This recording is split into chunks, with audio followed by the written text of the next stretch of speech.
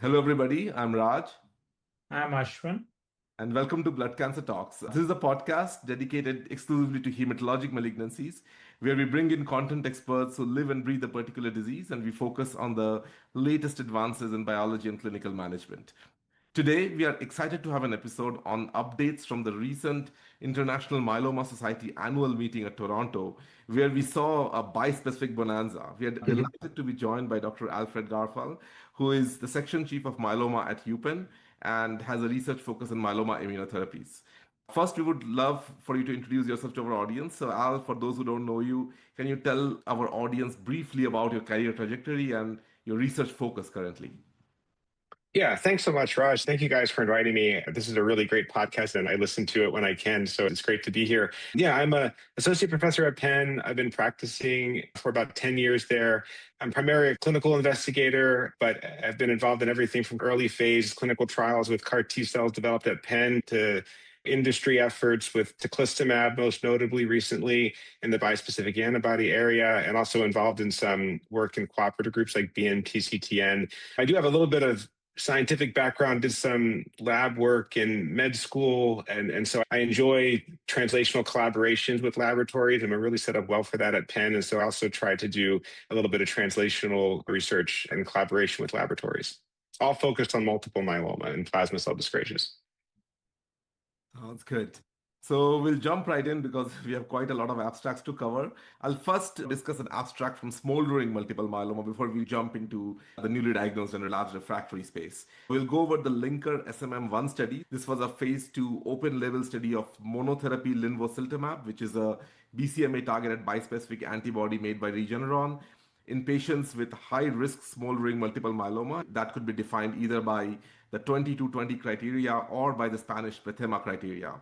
Linvo was given a target dose of 200 milligram IV, and the dosing was similar to DARA. It was weekly in the first 2 months, every other week for the next 4 months, and then once a month after 6 months. And with a total treatment duration of 2 years, so it was a fixed duration treatment.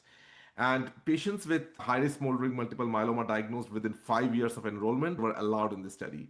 Dr. Otero presented early data from Linker SMM1 with almost 13 months of follow-up for the first 6 patients who were in the safety run-in. But for the following patients, which was another, I believe, 18 patients, they only had about 3 months of follow-up. So part two of the study had a very short follow-up. Dr. Garfield, before we go into the efficacy and safety, I wanted to pick your brain on the study design. What do you think of the patient population that was included in this study and the treatment duration? Do you think we really need 2 years of treatment in a precursor condition like this with a significantly lower plasma cell burden compared to myeloma? Yeah, so it's a good question. It was a single arm safety and feasibility study. The population of high risk smoldering myeloma, I do think I accept their criteria as ones that would be readily utilized, right? So they're easy to assess clinically. More and more places can do the flow cytometry that defines the PETHEMA high risk subgroup, but if not, 22020 is a very clinically tractable definition. I realize that there are many studies that have refined high risk definitions using genomic, transcriptomic, other factors, but these are ones that you can take into the clinic. These differ a lot from what was used in the Aquila study. I think one of the important observations is that the definition used in that study is dated now, and it harkens back to when that study was designed. So I think this is a reasonable definition of high-risk smoldering to include in a trial like this. The duration of therapy, I think this is probably too long. I think this might be even too long for relapsed refractory myeloma. But yeah, I'll say at the front of this discussion that we're investigating this together, Raj, in a trial. But I think there's real rationale to consider much shorter durations of these agents, even in active myeloma, than what is being done in most of the trials. And so definitely in the smoldering setting, I think 2 years is probably more than is necessary. I realize there may be following the daratumumab model from Aquila, but I think 2 years is probably more than is needed here. It bites off for the patients who would be on this trial, not just the 2 years of therapy, but as we're learning in patients that stop teclistamab in any variety of settings, the immune suppression and it lingers for quite a long time after that. That was an abstract also presented. You've published on patients who have stopped teclistamab in the real world setting, and there was a nice abstract that IMS presented of a large group of patients who had stopped teclistamab on different trials around the world and confirmed that observation that the immune suppression does linger for a long time after stopping. So if you think of 2 years of continuous therapy, it might be 3 or 4 years of immune suppression that you're dealing with a 2-year course. The question is whether you need that to get this efficacy. And my subjective sense from treating patients with relapsed disease with these agents is that you probably don't need 2 years to get this efficacy. We'll see. Hopefully, as we learn more about it, there'll be more refinements in the treatment duration. Can you talk about the efficacy and the MRD negative rates seen in this trial? And also briefly on the safety, given in asymptomatic population like this, safety is really paramount. Yeah, the efficacy is extraordinary. And if you think about the approaches that have been applied to smoldering myeloma, you have one approach was the kind of single agent, low intensity approach. The idea is that you have some patients who have a less aggressive disease, and by intervening with a low intensity regimen like Dara monotherapy or Revlimid monotherapy, you might just prevent that progression. But on the other hand, the curative intent approach are ones that are really intensive with multi-agent therapy and transplant. This is the best of both worlds in some sense, and that is a single agent therapy, but the efficacy with these really high response rates and I think close to 100% MRD negativity, it's potentially a definitive therapy, right, in the form of a single agent therapy. So that is what's really appealing about this. The safety, I think there is a high rate of infection, as you would expect with bispecific antibodies targeting BCMA. Now, I do think, and a theme we'll talk about throughout the bispecific trials that we go through, that the field has learned a lot from the initial experiences with these BCMA-directed bispecifics, and you're seeing really high utilization of immunoglobulin replacement therapy. And as a result, you're seeing lower rates of high-grade infections and, most importantly, lower rates of fatal infections compared to what was reported in Majestic-1 and other early studies with BCMA bispecifics. But you still have high rates of low-grade infections. We're learning in patients who are on these agents for a long time that the low-grade infections, while they're low-grade and sound good, and when you're describing a clinical trial, they actually can be quite clinically burdensome to patients and significant medically when you talk about chronic sinus infections and chronic lower respiratory infections that lead to things like bronchiectasis. And so I think we have to hold in mind that low-grade infections at high rates in an asymptomatic population is still a big deal. And also we have to keep in mind that when a therapy like this gets out into the real world, will you really see the compliance with the immunoglobulin supplementation that you see in the trials becoming more active and requiring and surveilling the immunoglobulin as part of the trial, which I think is good for the safe conduct of those trials. But then you have to question, does that get translated into real world practice, especially in a global setting where the access to IVIG as an expensive therapy can vary considerably. Even in a research setting like the US, it varies a lot place to place. But then also if you think about other countries where they might not have as ready access as we do here.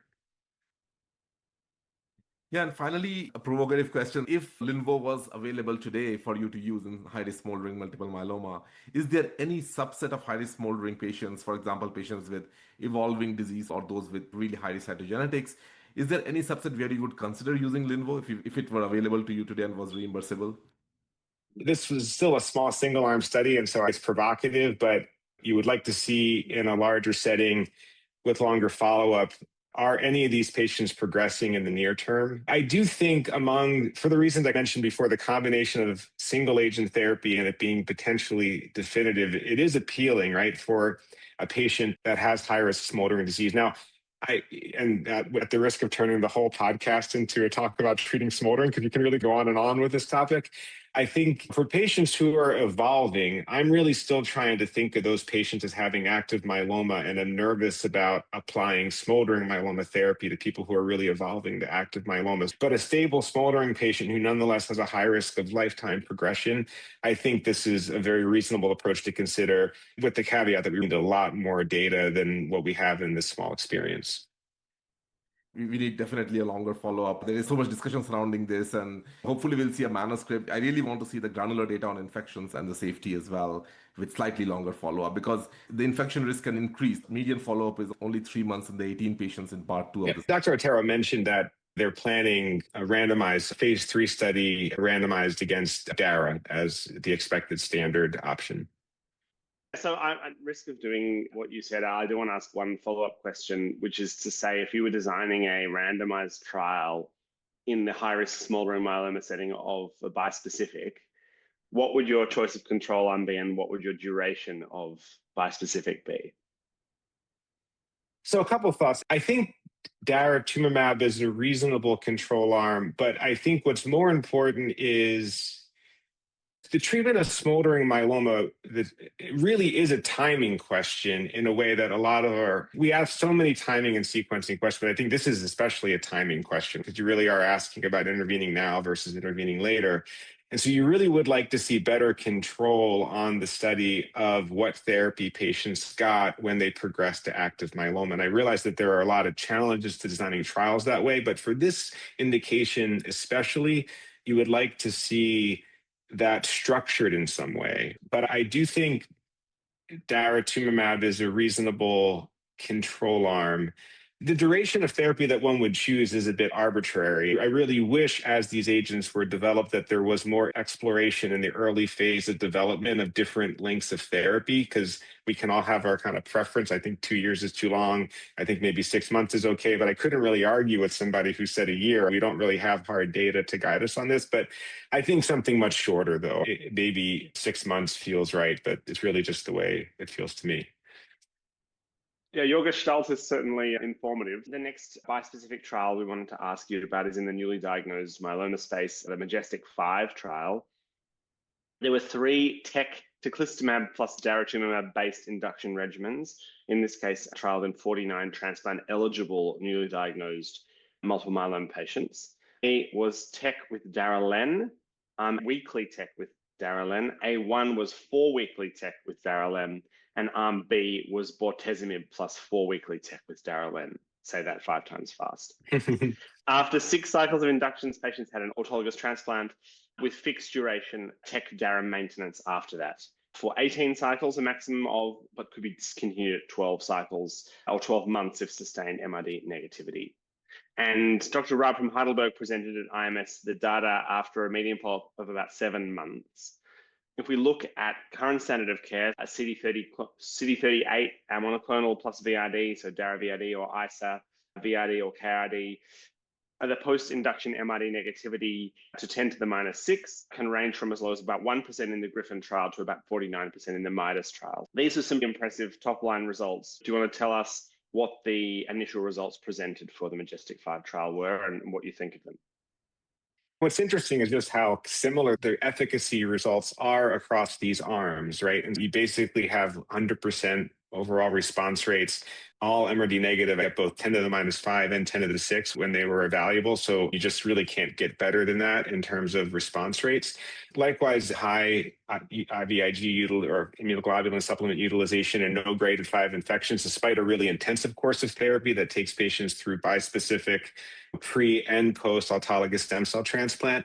These were kind of small cohorts. It wasn't meant as a comparison necessarily between these regimens. It was just a safety feasibility of each of them as they were trying to figure out what kind of regimens would make sense for further development. It's interesting that you don't see much difference between tec Q4 weeks versus tec weekly, and then it doesn't seem like Velcade adds very much more on top of the IMiD. And and we have later on, we'll talk about the abstract with the bispecific alone. The bispecific is probably carrying most of the weight in these regimens, and it really calls into question how much of the other therapy do you need, including the autologous stem cell transplant in a patient population that gets to such high response rate and MRD negativity with the bispecific based induction alone. I think that'll be much of the figuring out of the next few years is what else do you actually need on top of the bispecific? We've talked already a little bit about infection risk, and there's some concern about the addition of daratumumab to the BCMA bispecifics. What did you make of the rates of high-grade infection and low-grade infection in this trial? With the limitations of this not being compared to the tec monotherapy, it didn't seem like it was out of what you would expect. It didn't seem like Dara was adding a lot of immunosuppression in this setting, or with all the proper prophylaxis that they utilized. So I think and this isn't the only study to combine anti-CD38s with bispecifics, and for the most part, the infection signal hasn't been much higher with the proper prophylaxis implemented, to at least my understanding. Yeah, I think it was a bit over 90% of patients on the trial were on IVIG.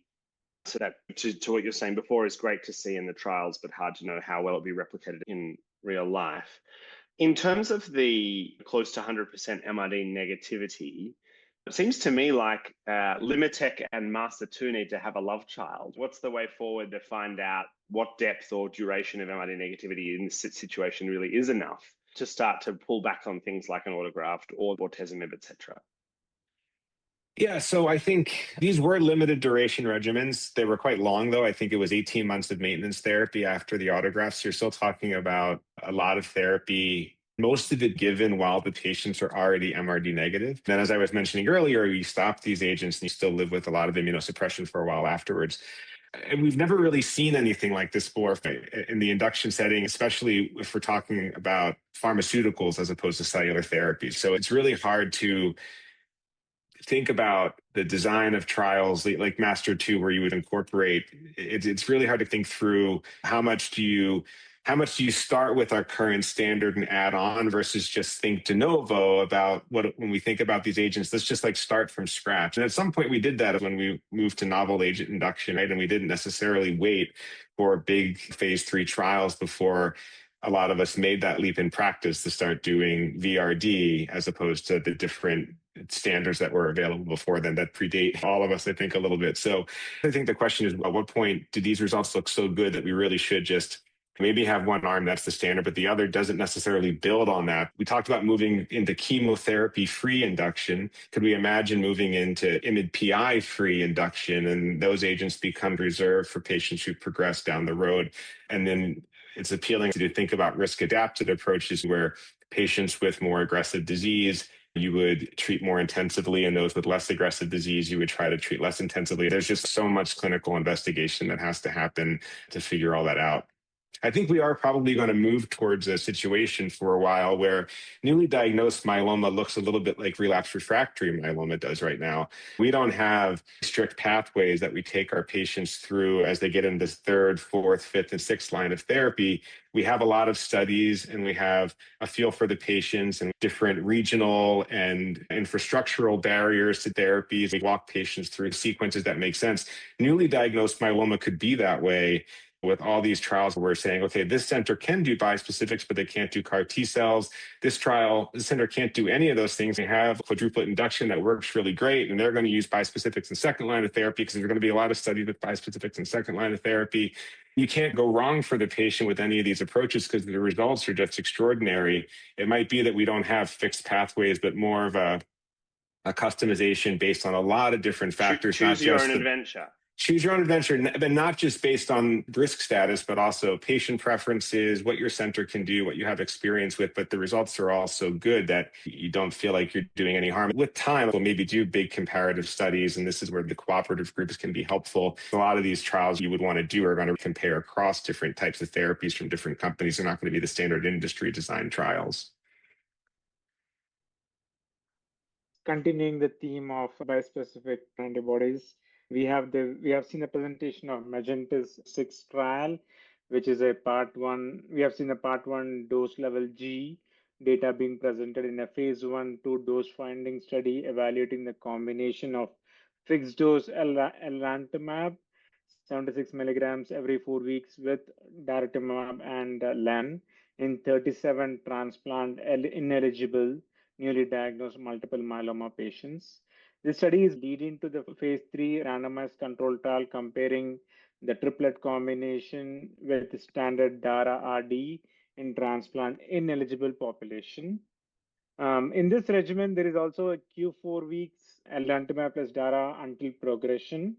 The median age in the trial that reported was 75 with a median follow-up of 8 months. So Dr. Garfall, we haven't seen the MRD data reported in their analysis, but what is the rate of VGPR or even better response in this initial phase 1, phase 2 data? Yeah, so officially the overall response rate that they reported was 95.4%. Some of the follow-up is short, and it looks like with time that will probably convert over as responses deepen. I think we can expect, just like we've seen in the other studies, the response rate to be close to 100% with very high MRD negativity. So this is in line with the others. I would say keeping on our theme of duration of therapy, this trial is really doing elra-dara until progression in a newly diagnosed transplant-ineligible setting. And I think we know enough now about these agents to say that is just a very unfeasible and unattractive regimen, right? I think fine at first, but I just cannot imagine like the duration of response for these patients is going to be many years. And I just don't think we're going to be able to give these agents for that long and also just keep them on immunoglobulin replacement for that long. And they already did see one grade 5 infection in the short follow-up they have. And I think even if we can keep the grade 5 infections low, this just seems so excessive to me and impractical to be doing the immunoglobulin replacement, all the prophylaxis for an indefinite duration. That's my one critique of this approach. But I want to be careful, though, because while we talk about these as critiques, the critique of this is all predicated upon the exceptional efficacy, right? What makes it possible to think about shorter durations of therapy is that these are so effective. Once we realize how effective they are and how burdensome long-term therapy can be, it is incumbent upon us to start truncating these courses. I think we know enough now for phase 3 that's going to open soon that really we should try to be designing these trials with shorter durations of therapy.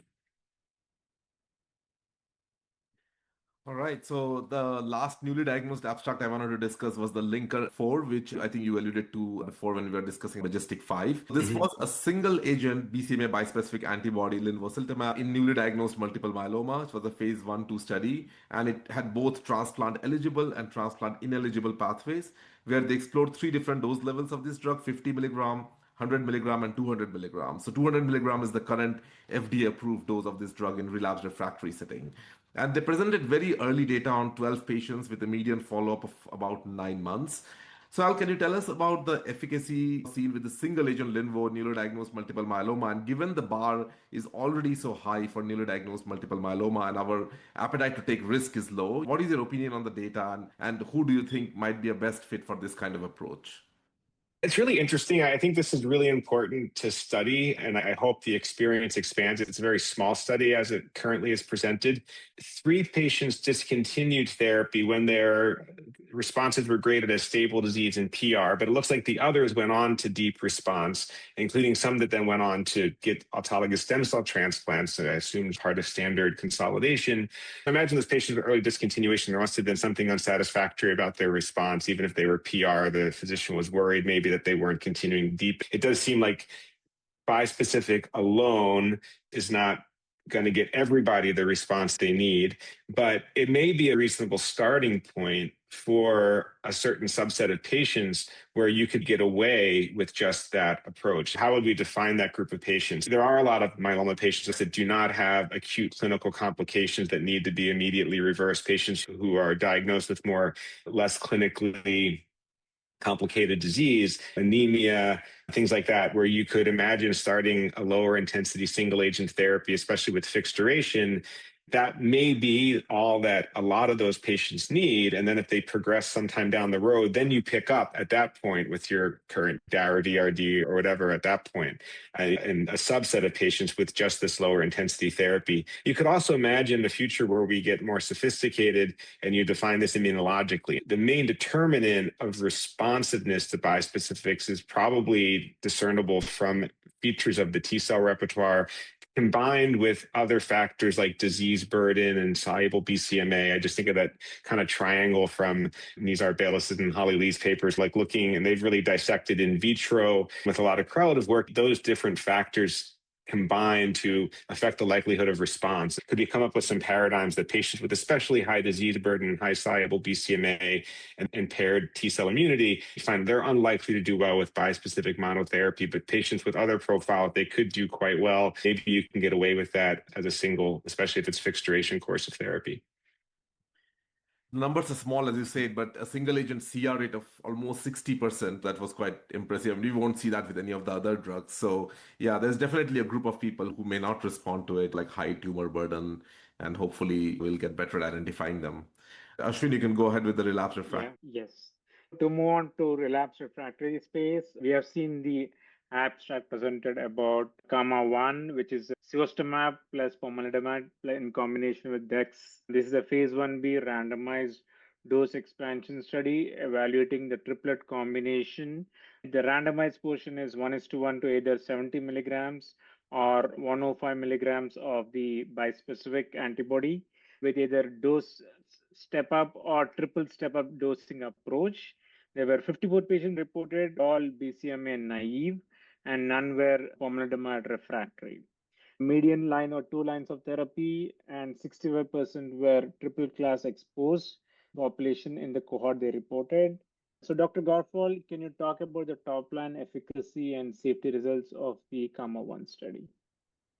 Yeah, so this was combining pomalidomide and cevostamab. Cevostamab targets FcRH5, and so what we've seen with cevostamab monotherapy is maybe a little bit lower single-agent efficacy than we see with BCMA or GPRC5D targeted bispecifics, but also perhaps a better safety profile in that you get less of the deep immunosuppression that you get with the BCMA bispecifics, and also less of the off-tumor, on-target hair, nail, skin, oral taste toxicities that you get with talquetamab. So it does have this sweet spot, but a little bit less efficacy. So it is really appealing to maybe combine it with pomalidomide in POM-naive patients. POM alone, of course, is active here, and maybe you get some additive, and maybe you get some synergistic effect because of the immunomodulation with the IMiDs. And it seemed like they were doing better than what you would expect with either agent alone. I think it's a 72.4% greater than or equal to VGPR rate. They nicely reported not just the MRD negative rate, but the MRD negative CR rate. So that makes it sound a little bit less impressive than the other agents. But I think among the patients they evaluated for MRD, they had high rates of MRD negativity. And they optimized some details of the step-up dosing, which I think is important. Now, they are treating until progression with cevostamab. Cevostamab was initially evaluated as a monotherapy, so as a fixed duration therapy. And because there's less deep immunosuppression and less off-tumor toxicity, it's more palatable to continue cevostamab over the long term. They don't talk too much about the need for IVIG, at least that I saw. But their initial experience with fixed duration therapy also was really reassuring. And I don't think it was ever fully reported out, but I also wonder whether you need to continue until disease progression. If cevostamab was approved today, where do you think would best fit in the treatment paradigm? Would you use it before BCMA bispecific antibodies? You know, I think you could consider it, especially you do see with, and it's all so moving so quickly, but one concern with BCMA bispecific antibodies is losing the BCMA antigen. And so you see that a relatively high rate of progression on BCMA bispecifics involves antigen loss, and that could compromise your ability to use CAR T-cell therapy later. You could imagine a situation where, okay, maybe you don't want to bite off the risk and complexity of CAR T-cell therapy right now, but you want to save it an option later on. You have a pomalidomide naive patient progressing on second-line therapy.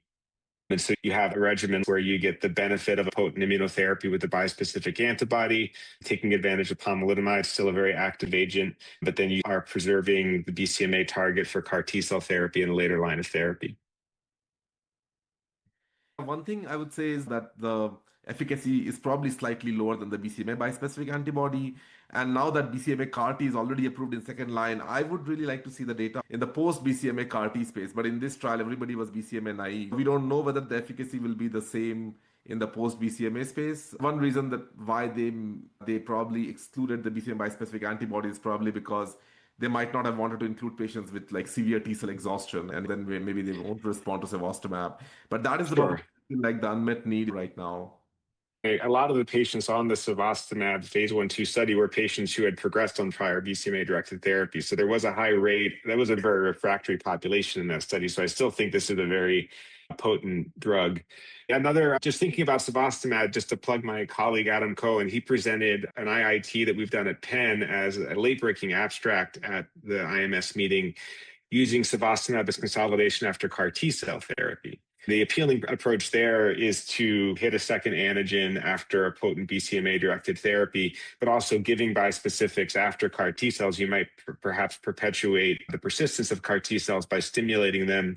It was a single-arm study just to establish some baseline safety and efficacy. The results were really promising, and it was definitely a well-tolerated approach. And even there is some, in a couple patients, I think, some evidence that you were stimulating some T-cell re-expansion. And so that's another way I could imagine this agent coming is in sequence with other BCMA-directed therapies. Yeah, the sequencing question is about to become very tricky for us in Australia. Both elranatamab, which is our first funded BCMA bispecific, and cilta-cel, which is the funding's being negotiated at the moment, but it's likely to come through, are both likely to be recommended as if you've had another BCMA targeted therapy, you're not eligible for the other one. So the sequencing question, the recent study in blood with talc bridging to cilta-cel, there's all sorts of roles that cevostamab might play like that.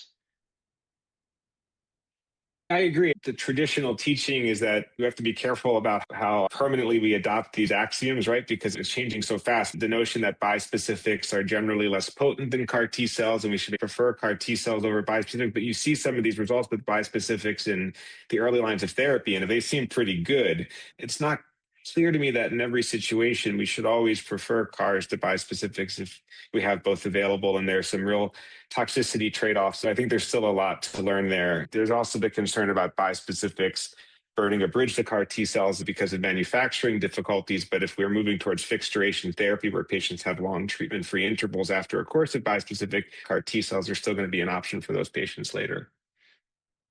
To move to the next trial, there's so many exciting developments to discuss, of course, is sonrotoclax plus dex in relapsed refractory translocation 11-14 myeloma. So phase 1/2 study of this next generation BCL2 inhibitor at 320 or 640 milligram doses, notably an all oral regimen, and presented with about a median follow-up of 12 months. Median 3 prior lines of therapy and about 75% of patients triple class exposed. Nothing in the abstract about prior BCMA exposure, so potentially all BCMA naive patients. But tell us a little about the efficacy in terms of response rate and PFS to this sonrotoclax plus dexamethasone regimen. Yeah, so they had at the 640 milligram dose, it was an overall response rate of 81% or so, 55% VGPRs or better. And so maybe not quite the highest depth we're seeing with immunotherapies, but it's a simple oral therapy. This looks, with the limitations of cross-trial comparisons, I think of about 40% as what we get with venetoclax alone in 11-14 myeloma.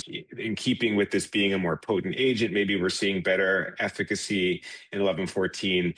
And so in response rates of 80%, you really want to use this, and you would even think about using it maybe in place of an immunotherapy if there were logistical barriers or toxicity concerns for the 11-14 patients. The duration was also pretty good. There's not a clear plateau in the curve, but patients are having, I think it was a PFS of 12 months or so, or duration of response of 12 months. So real meaningful responses in a relapsed refractory population.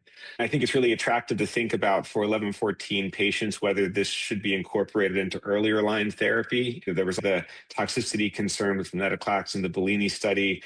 They're not seeing any outside infection risk in this single arm setting, although there were some deaths from pneumonia and COVID-19. Of course, they can happen with almost any myeloma therapy, but you would like to see in a randomized setting focus just on the 11-14 patients, how you could incorporate this into earlier lines of therapy. Again, in keeping with the idea I was referring to earlier, where we might have many different options that are appropriate as first-line therapy, you can imagine situations where you would prefer an oral regimen for the 11-14.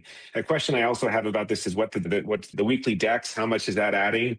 And did we need that? The presenter alluded to some data without the dexamethasone. I don't know if it's out there, but I'd be curious if the dexamethasone is really needed.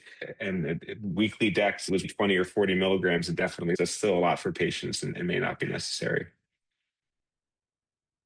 Yeah, absolutely. Hard questions to know without randomized data, but I think provocative. Where do you think they will slot in BCL2 inhibitors in patients with T11-14 myeloma in the era of immunotherapies? Where would you fit the puzzle piece for these drugs?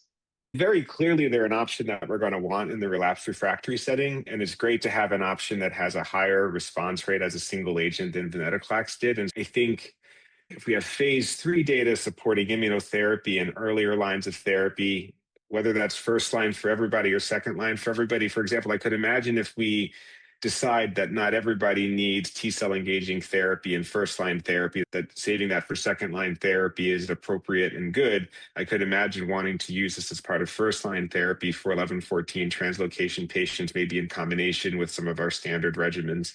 Also could imagine this as part of doublets or triplets in the relapse setting, second or third line therapy. And again, with this menu of options, you can imagine patients where this is preferable for any number of reasons over immunotherapy for risks or complexity reasons. Thinking about all these bispecific abstracts and early lines of therapy, they're clearly much more tractable for the community than CAR T cells, but still not easy. Using them in first-line therapy, we still have to get over some barriers to their widespread use in a general oncology practice. There are different regional challenges for that. In the US, there's often the issue of partnership with the hospital for CRS management. Even though the CRS tends to be low grade, there's still, you have to have in mind still the possibility that the patient can end up in the hospital, and what are you going to do? And you have a plan for that. And so whether we can develop systems to overcome those barriers, and how much community doctors really feel like this mode of therapy is something that's spreading beyond myeloma and is therefore something that they have to develop practices to use, because it's not just for myeloma, it's also for lymphoma. Maybe it's for prostate cancer down the road. If those systems develop, that's one story. But if there's still a lot of reticence in the community, they still could be agents that end up being relegated to second-line therapy just because of those feasibility barriers. Yeah, valid in terms of bringing everything together. Raj very kindly gave me 2 questions in a row. Let's ask about the Redirect 1 trial, or the updated data from Redirect 1. Redirect takes advantage of teclistamab and talquetamab, both developed by J&J, both highly effective agents. And this is focused on patients with relapsed refractory and extraosseous extramedullary disease. And now we have data on 90 patients at about 13 months median follow-up. A heavily pre-treated population, 84% triple class refractory, 36% penta-refractory, and 20% prior BCMA CAR T patients. And patients had a median of 2 plasmacytomas that are non-contiguous with bone, which, having recruited patients to the study, can be quite a high bar to meet. So these are, of course, traditionally very tricky to treat disease. And so what did you make of the updated data from this trial and this challenging population? I'm trying to think if I've ever seen a study that focused on this population this way and recruited 90 patients with true extramedullary disease. That's impressive. Yeah, and I think this is unprecedented as a response rate of almost 80% in this population where EMD does poorly with every agent. They have the monotherapy data to compare to, where these agents look like they 40 to 50% response rate with the monotherapy alone. And what's impressive is that it is basically an additive toxicity profile. So you didn't see any overexuberant CRS or ICANS, just like you would with the monotherapy, but you do get the combination of the more deep immunosuppression with the BCMA agent, along with the oral and taste and other epithelial toxicities with talquetamab. That will be more burden on the patient, but for patients in this situation with late-line therapy, extramedullary disease, I think those are risks very much worth taking and are manageable toxicities in this population. You can do the dose adjustments you need to over time to get around the side effects. So this is actually an NCCN listed regimen now. It is potentially reimbursable in the US as an NCCN listed regimen. It's a very reasonable option to consider for late line patients with EMD, just because their options are poor. I think this is the best case for off-label prescribing in such a high-risk population. Sometimes it can be hard for the label to keep up. Yeah. Raj, did you want to ask something? No, I was just, I wanted to mention that in a couple of recent extramedullary patients where I have wanted to use it, I realized that those patients are already refractory to either TEC or TAL. And I wonder if they're already refractory to one of them, will it have such a high efficacy? Now that we know it's under NCCN, and if I'm seeing a patient with extramedullary, even like third line, for example, and have not been exposed to TEC or TAL, I will definitely consider using them together to give them the best shot at the beginning. Most of our patients currently have already seen one of them and are already refractory to it, so it's challenging to find the right patient to use it.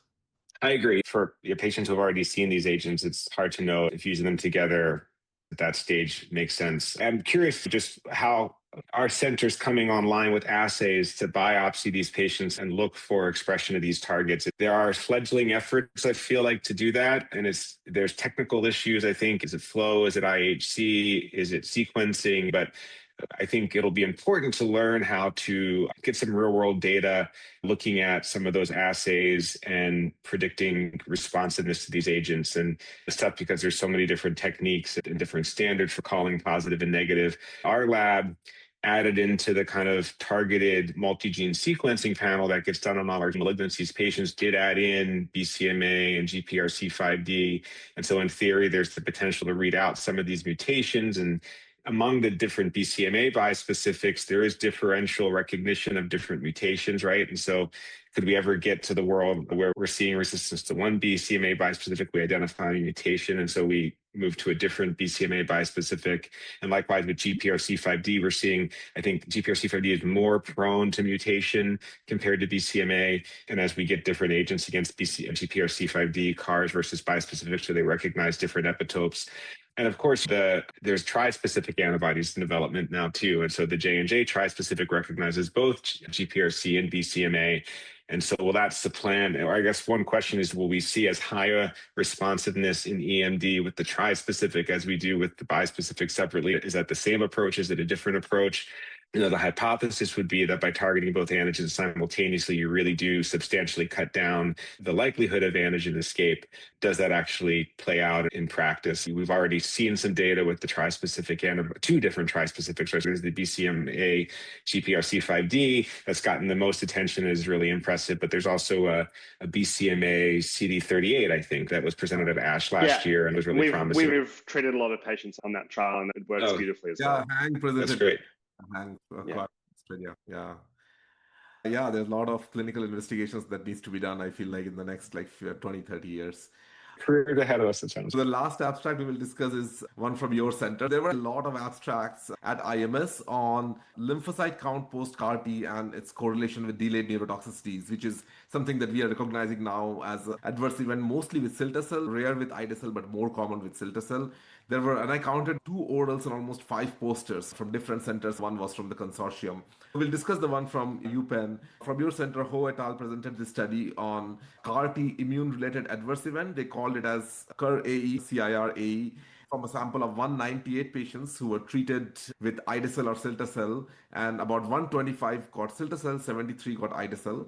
And basically, this CAR T immune-related adverse event was defined as other than CRS, ICANS, IECHS, and the hematotoxicity or ICAT.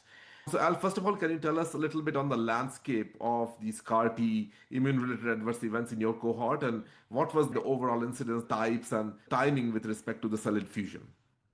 Yeah, great question. And I do want to, I really feel like this last year has been a lot of data coming out about this. And just to give credit, I think the first author was Turner. I remember from the Tandem meetings in February from Colorado, I think was the first to report on the ALC, but then also an intervention of prophylactic dexamethasone, and very preliminary data suggested that might be helpful in some way. I still don't think we know how to act on this, but I think there is now a number of groups that have reported this linkage between higher ALCs after infusion and development of delayed neurologic toxicity. Now, what I think is interesting contribution from our report, a couple of things. So first, I want to credit, I want to be proud of the group here, because there's really a lot of work that went into this. Matt Ho, who presented, one of our fellows, and worked really and coordinated a large team at Penn. Julia Knoll was a grad student, and this was done in Marco Ruelas and Joe Frietta's labs at Penn with our clinical group. What was interesting about this analysis is that it identified that there was a common immunologic phenotype to patients that had quite clinically disparate immunologic AEs. And so we're used to thinking about the delayed neurologic toxicity, but of course there was the enterocolitis that's been reported in over the last couple of years. And what we were also seeing is a number of other autoimmune type syndromes. There was a polymyalgia rheumatica type syndrome. There were some pneumonitis cases, optic neuritis cases. And the question was, are these each distinct mechanisms, or is there actually something similar about all of them? And so what Matt and the team found was that a high LC after infusion also predicts risk of these other immune-related adverse events. And that when you got your hands on tissue, you saw T cells going into the organs. This is different from CRS or ICANS, where we think of these as mainly cytokine-mediated toxicities. They're cell-mediated with the checkpoint inhibitor toxicity, where you get direct T cell infiltration.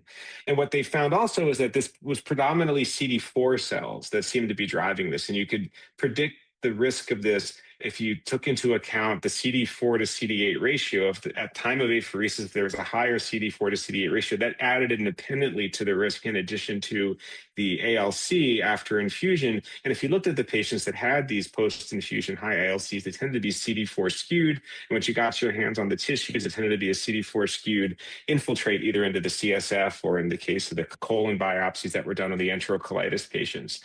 So we can think of all these different adverse events, which are, when you lump them together individually, they're rare syndromes, but when you lump them together, it's about 20% of cilta-cel patients in this cohort had these adverse events. And there was a high non-relapse mortality in this population, up 18.6% at 1 year, which is substantial. And that was driven actually by infection deaths. And so I think that tells us also an important lesson is that once these immunologic toxicities are clinically manifest, they're really hard to treat. And you wallop patients with a lot of immunosuppression to the point where they're having infectious-related problems, and you're not able to get them off the immunosuppression because you're not really effectively treating immune toxicity at that late time point. So I think that makes the case for trying to intervene earlier. A number of groups have been evaluating and implementing, frankly, low-risk intervention to add a little bit of dexamethasone early in the course before these AEs develop in patients who exhibit this high lymphocyte count. I think that's sensible, but it's still unclear whether that's effective.